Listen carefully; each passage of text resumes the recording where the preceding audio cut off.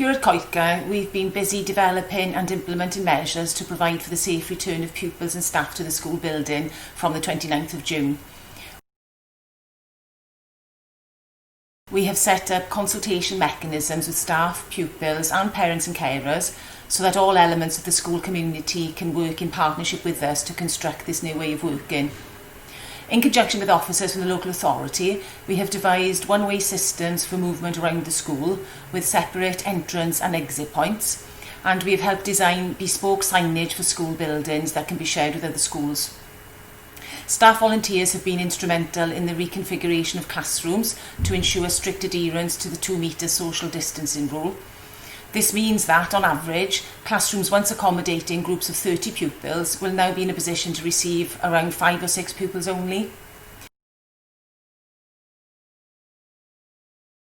We have planned for the provision of hand sanitizer stations in each classroom and at key points around the building, such as toilets and entrance points.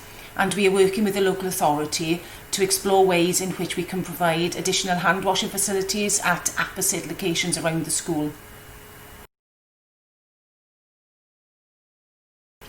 We have been involved in planning canteen services for September in terms of erecting screens at canteen serving counters and tills and considering ways to enable cashless catering to continue without the use of fingerprint scanners.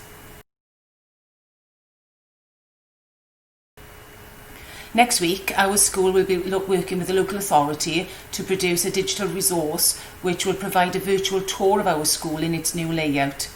This we will share with our parents and carers and more widely with other schools to reassure stakeholders and hopefully to develop confidence in the provision we are looking to make for our pupils and for our staff within the school building.